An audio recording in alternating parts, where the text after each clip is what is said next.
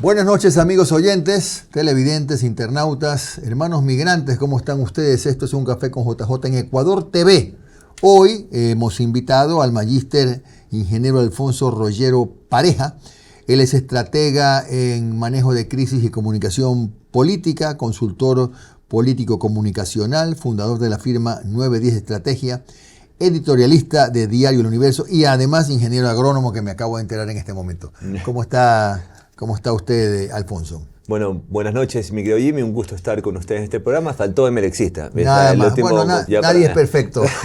Para poder completar esa presentación. Muchas gracias por invitarme, pues, y un gusto conversar con ustedes. Muy amable. Alfonso, ¿cuál es la primera impresión del resultado de la consulta y el referéndum? Yo pienso que tal vez la frase fuera: la ciudadanía castiga la desconexión política. Porque hablábamos tras cámaras inclusive que cuando se terminan las elecciones todo el mundo parece tener la receta perfecta de lo que faltó. Pero tal vez lo que falte poner en la mesa hoy es que siempre ha estado ausente un plan en el gobierno que se tenga claro, digamos, cuáles son los sectores donde va a poner todas sus fichas, donde va a poner toda la fuerza del Estado para cambiar la situación actual. Por ejemplo, el sector de la seguridad, que parecería que fue el eje central no solo de la campaña en este tiempo para la campaña de la consulta popular, sino que ha sido como el eje central de las propuestas de gobierno. Parecería que es la única esquina donde hay un problema, cuando realmente es multifrentes las emergencias que devienen en el país, que van desde la seguridad, evidentemente, hasta faltas de medicina, lo esencial, y he también pues traducido esto a la falta de empleo. Pero, y ahí viene la gran pregunta, mi querido Jimmy, ¿qué debe hacer el Estado para cambiar esto? ¿Hacerlo todo? ¿Generar empleo ellos? ¿Comprar las medicinas? Bueno, yo creo que ahí viene la repartición, porque en un plan, si uno tiene claro qué hacer, uno puede darle funciones a los distintos actores que comprenden un Estado. Dicho esto, no solo el Ejecutivo. Claro. Ahora, posiblemente, yo he dicho, siempre uso la misma frase, ¿no? Después de la guerra todos somos generales, ¿verdad? Sí. Pero parece ser que sí, mucha gente tuvo dudas, votó con un cierto temor porque la campaña básicamente se sostuvo en la seguridad, ¿no? Y por eso es que a lo mejor otros temas no se abordaron con suficiente... No hubo la suficiente información de otros temas. No sé si esto, sumando uno con lo otro, puede un poco hacernos entender qué es lo que falló y por qué la diferencia de 6-4 derivó pues en una... No quiero hablar de derrotas porque no... Una llamada de atención importante. Claro, yo noto una derivó señal. en esa señal, sí. Yo noto como una alerta, porque uno lo puede tomar como una derrota si uno tiene un análisis muy corto, pero lo puede tomar si uno mira profundamente. Uno dice, bueno, a ver, hay un 40% de ciudadanos que han ido a votar, que eso traducido en votos son tantos millones de votos, que desea un cambio en ciertas cosas estructurales. Tal vez el timing donde se ha hecho la consulta popular con la cantidad de emergencias y con lo que venía sucediendo en Ecuador pudo haber jugado en contra. Pero también es importante saber por qué la gente pudiese votar no. Y yo diría 4 cosas, Jimmy: porque tiene miedo, porque las propuestas de seguridad, más allá de demostrarle que iba a haber eficacia o eficiencia en esa arista, le pudo haber preocupado temor, le hubiera producido temor.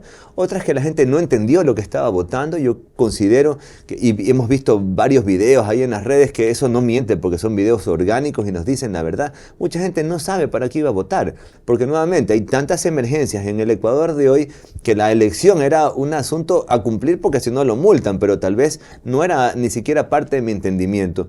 Número 3, diría, no tiene simpatía tal vez con el gobierno actual. Es posible que haya perdido la simpatía o nunca la tuvo. Y tal vez la otra puede ser realmente que no tengan ningún interés en la política actual, que no le interese nada de lo que suceda, porque realmente pues más le preocupa no llevar el pan a su casa, porque esa sí es una batalla diaria que lo tienen todos los ecuatorianos. Yo creo que la campaña electoral por la consulta popular fue interrumpida por las enormes emergencias del país, y creo que el gobierno tiene una grandísima oportunidad para reenfocar su proyecto político y transformarlo en un proyecto de trabajo donde pueda hacer fuerza en un ejecutivo que ojalá no solamente tenga un buen equipo, porque eso no se trata de las personas, se trata de un plan y que las personas se puedan adherir a ese mismo plan de acción o esa línea de conjunto de acciones que tengan que hacer y decir, yo lo asumo, yo lo hago. Claro, Alfonso, y habría que agregar tal vez que hubo muchos temas que no fueron parte de las preguntas y que en la mitad del camino aparecieron como para distraernos, ¿no?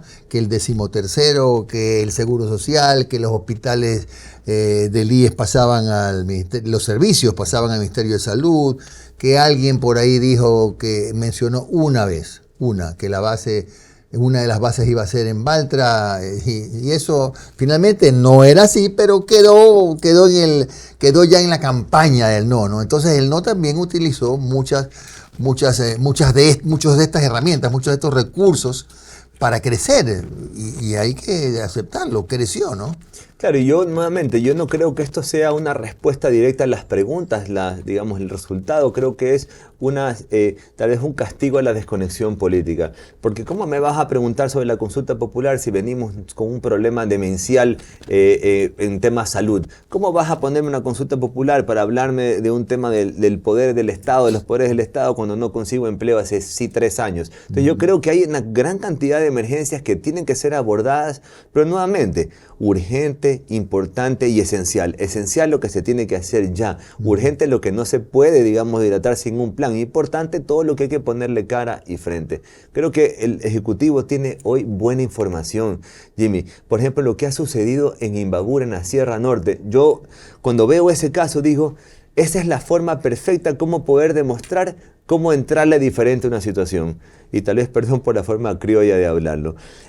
Si uno mira el paro por la eliminación del subsidio del diésel, que yo aplaudo muchísimo esa decisión, lo que a mí no me gusta es nada sin anestesia. A mí me gusta que siempre uno sepa a qué va, ¿sí? Porque uno sabe a qué va, uno entiende a qué va y a algunos no les gustará, pero en todo caso ya está el concepto instalado y saben que hay una decisión. Dicho esto, el gobierno no hizo ninguna anticipación, tomó una valiente decisión, eso sí, pero ese sector, ese segmento de la población es 65% agrícola, agropecuaria. ¿A usted le gusta el sector agropecuario también? Si en la ecuación económica el diésel dispara los costos de producción, hay un problema, pero no por el diésel, por la productividad. Quiere decir que están produciendo muy poco para que cierto cambio en la variación del precio del diésel haga que usted pierda más. Entonces, ¿qué quiere decir? Que el gobierno pudo haber atajado esto como un problema de productividad. Vamos a trabajar en cambiar los cultivos que tengan mayor margen o mayor rentabilidad. Para eso, crédito público, pero crédito que vaya acompañado con el ciclo biológico del cultivo, porque no puede ser que me cobren antes que yo coseche. Es que son cosas que parecerían básicas, pero suceden. Suceden hoy en Ecuador, al día de hoy. Créditos que son impagables porque antes que yo vaya a cosechar ya me están cobrando todas las cuotas. Entonces ya perdí mejor mi cultivo. Entonces yo creo que hay distintas formas como poder acceder a soluciones, pero de raíz. Porque el problema no son los conceptos. El problema es cómo es la forma, cómo los están abordando y las soluciones que salen después de esa forma de abordaje. Alfonso, bueno, esto es un poco llover sobre mojado, pero vale la pena conversarlo.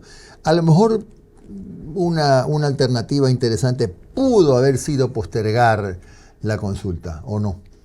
Yo creo que el gobierno ya tenía planteada su consulta y tenía... Ya estaba jugado, ¿no? Sí, porque yo creo que es muy desordenado lo que tienen. Noto que no hay orden. Como no hay plan, no hay orden. Sin plan, no hay orden. Y creo que al no haber un plan, evidentemente todo se vuelve un desorden. Entonces son oportunidades perdidas.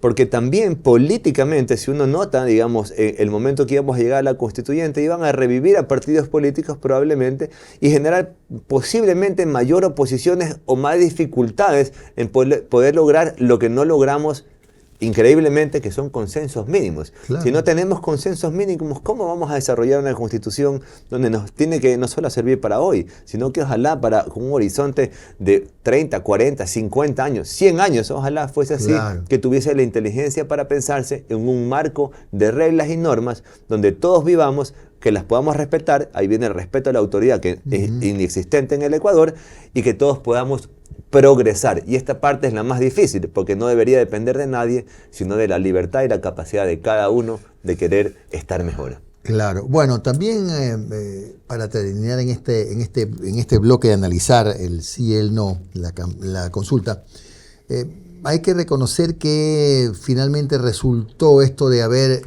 un poco limitado, reducido el debate al no, pues no le des un cheque en blanco. No, no, no. Casi que sin entrar al análisis profundo de las preguntas. Y a lo mejor fue un poco un voto en plancha entre poco informado, entre gente que contrasta con el gobierno o que no quiere al gobierno, como dijo usted hace un momento, y se hizo un globo, ¿no? ¿Sí?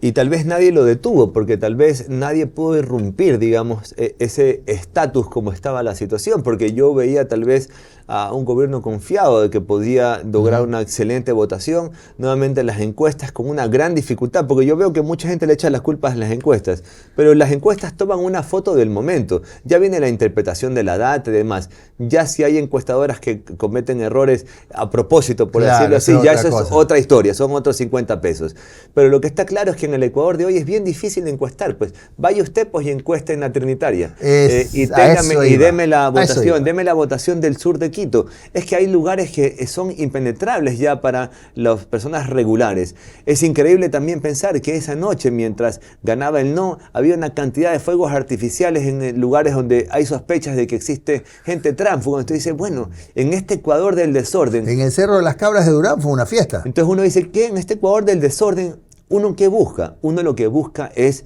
libertad para poder tener paz, pero necesita un Estado que tenga la capacidad de darnos esa protección para tener libertad. Entonces la seguridad es importante, es vital, porque un gobierno democrático tiene que hacer solamente 3 cosas. Yo pienso que los gobiernos que hacen más es cuando cometen errores.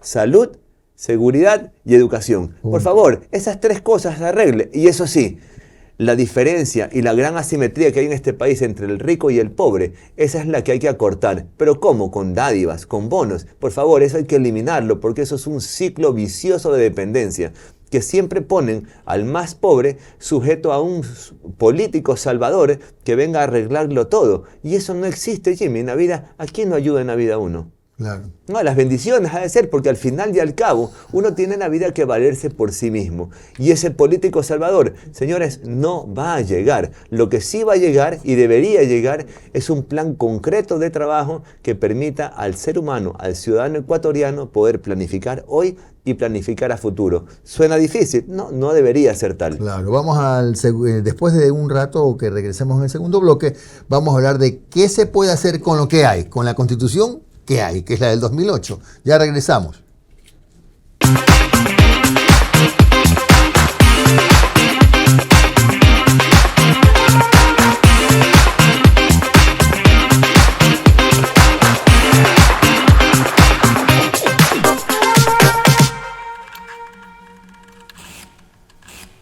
Bien, continuamos con nuestro invitado que es el magíster ingeniero Alfonso Rollero Pareja, analizando el resultado de la consulta. Bueno, ya lo revisamos, ya le hicimos una barrida. Ahora vamos a ver qué se puede hacer o qué se debe hacer después del resultado que fue que la gente por ahora no quiere una nueva constitución y que le dijo no a las otras 3 preguntas. Bien, ¿qué debemos hacer? Por ejemplo, lo que hay es una constitución del año 2008 que, por ejemplo, en el tema de las áreas estratégicas pone de alguna manera trabas a la inversión extranjera. ¿Cómo se cambia eso? Bueno, arbitraje internacional vendría a ser, digamos, tal vez la querella más amplia que se ha escuchado acerca de la imposibilidad de traer nuevas inversiones. Pero yo creo que fuera de esa óptica, Jimmy, sí que hay cosas que se pueden hacer de forma rápida y urgente. Por ejemplo, algo que no se puede demorar, que es el tema de las medicinas. En esto, ¿qué se tiene que pedir? Toda la ayuda necesaria para que un gobierno pueda movilizar compras de ¿qué? De todas las medicinas básicas, pero también de aquellas que son de altas complejidades. Gente que muere porque no tiene los tratamientos completos. ¿Culpa de este gobierno? No, es culpa de un sistema que hay que romper el sistema y tratar de generar no solamente cooperación en esta temática, que no, los países del mundo sufren también esto, no somos los únicos. Creo que tenemos que buscar todas las ayudas necesarias y herramientas que existen para poder ser efectivos, ser rápidos y sobre todo ser yo diría estar conectados con el dolor ciudadano. Hay mucha gente que muere porque no hay ni alcohol para operar. Pero esto nuevamente no es culpa de un político o de un gobierno, es un sistema que es un sistema putrefacto donde la gente robaba bolsas de cadáveres. O sea, eso es una... ya estamos hablando del nivel más bajo de inmoralidad, digamos, ¿no? Porque ya viene la maldad. Pero luego de eso, yo creo que hay una importancia mayor. ¿Qué sectores productivos en el país son los que van a prender la hélice y el motor? Es el sector agropecuario con la eliminación de tarifas, con la apertura del puerto de Chancay, que vamos a hablar con el mercado de China y Estados Unidos y también abastecer a Europa. ¿Cómo vamos a mejorar nuestra carga segura, que vaya con seguridad, digamos, y evitando que vaya contaminada con tanta droga, para que nuestra reputación en Ecuador sea conocida por lo que somos como exportadores de productos frescos, no de tamañas cosas que no son ni siquiera producidas en nuestro país? Creo que tenemos que tener un pacto internacional diferente, donde los países donde sean capturadas las drogas, o en Ecuador, si es capturada la droga que va a determinado país, también sea de una otra forma un aporte hacia las fuerzas del orden de parte de la comunidad internacional, que también está inmersa en este problema. Creo que el crédito agropecuario va mucho en aras y en orientación de ordenar un país que no sabe dónde está la parte productiva o cuál va a ser el sector productivo que va a tener el mayor énfasis. Y hablábamos de educación hace un momento. Antes de la educación, que me interesa muchísimo, el acuerdo con Estados Unidos, que también es una gama de oportunidades para, sobre todo, invertir en el campo, sobre todo. En el campo y en la tecnología, porque estas dos palabras deberían estar bastante unidas. Un país que sea deficitario en información edafoclimática o, digamos, de lo que viene en el clima, ¿cómo puede programar una siembra? ¿Cómo puede programar una cosecha? Es que estamos en el siglo XXI, no en el siglo XVII. Es que Ecuador debería tener información pública para que los agricultores puedan tomar mejores decisiones, capacitación para que puedan entender esta información, crédito para poder ordenar lo que van a producir y cómo emprender esta tecnificación, poder conectar las vías del país para que no solo sean seguras y sean estables, sino que lleguen al puerto de la forma no solo de seguridad, sino en las condiciones que debe llegar. Y hablando de la importación, tanto comercio que se genera en este país también, la producción local que pueda hacer distintos tipos ya de producción terminada, las sedes dentro de los puertos, que yo imagino un país que tiene miles de oportunidades, porque Jimmy, somos un país que evidentemente teniendo todas estas potencialidades, hablamos del tren, de las cargas mineras, de los productos petroleros, es que tenemos todo a la mano, no nos falta nada, lo que nos falta es un gran plan, un orden. Y eso sí, un Estado que vaya empujando, un gobierno que empuje esto, un legislativo que empuje este objetivo.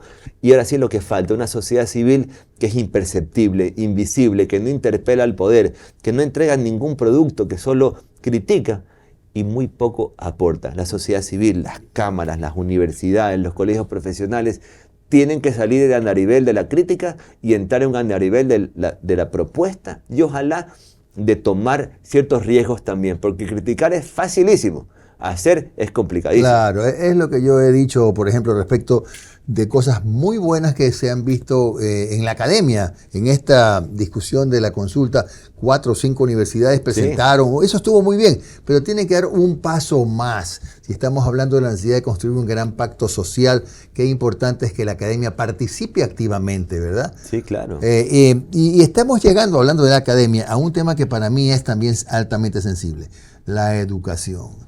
Si nosotros no apostamos por la educación, ahora parezco yo el entrevistado, si nosotros no apostamos por la educación, no sé si coincidiremos, Alfonso, este país difícilmente pueda salir del estado en el que está.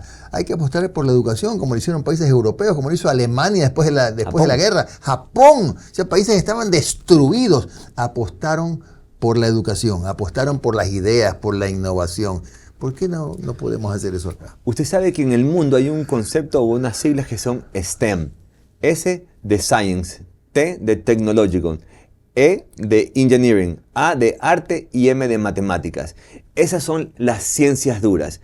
En Ecuador, si uno va y revisa qué está estudiando nuestras generaciones actuales, usted ve todo menos el estudio de ciencias duras. Quiere decir que un país que tiene todo lo que hemos hablado ahorita, posibilidades de producción petrolera, de minerales, de producción agropecuaria, no tiene capacidades o no tiene las altas capacidades que dan las ciencias duras. Nuestros estudiantes están estudiando una serie, valga la redundancia, de otras materias que van no acorde a la potencialidad del país. Entonces, ¿dónde está el problema? Es que en este plan tiene que estar incorporada toda esta información que nos permita enrumbar la educación de nuestro país. Muchachos, chicos, ¿dónde tienen que estudiar? Es las gamas de las profesiones que tienen mayor adaptabilidad, mayor profundidad y sobre todo que cuando ustedes salgan tendrán un empleo. Eso de ir a buscar empleo y no tiene experiencia se acabó, porque usted ya viene estudiando y tiene un camino posterior para trabajar. Las empresas del sector petrolero, minero, de logísticos estarían contentos al máximo porque tendrán no solo la posibilidad de contratar personal local, sino también de formarlos. Pero es que en esas cosas se ven las desconexiones de la falta de un plan país. Es que no son cosas menores, son cosas para 10, para 15, para 20 años. Como en agricultura, todo lo que usted hace hoy lo ve luego. Lo mismo en una educación. Usted siembra hoy y cosecha luego. Alfonso, ¿y cómo hacemos un plan país con una clase política también muy compleja como la que tenemos, donde lo más difícil es ponerse de acuerdo? Mire, creo que hemos llegado a puntos de inflexiones importantes en nuestro país. Yo le contaba hace un momento que hace poco me enteré de una noticia muy triste, que ha muerto un niño de 5 años en un tiroteo en Durán, a quien conozco. Y digo, estas cosas pasan en nuestro país, a nuestros ojos, y pasan sin que nosotros a veces podamos hacer nada. ¿En qué sí podemos hacer? Podemos hacer en construir una serie de estas iniciativas académicas. Yo participé en algunas de estas iniciativas académicas en la época de la Constituyente. Y yo no quiero que pase como el tiro al chico que lo mató. Yo quisiera hoy por hoy que la ciudadanía y que toda esta necesidad y que nos interese lo que sucede en el Ecuador se pueda generar como productos finales. Que las universidades y la academia y la sociedad civil que ha estado prendida en este tiempo por la Constituyente, por la posibilidad, logre hacer productos finales, es decir, ¿qué es lo que la academia pudiese aportar en cuanto a educación para insertar este concepto de las ciencias duras? ¿Cómo puede aportar en el orden de ciertos sectores para evitar el desorden?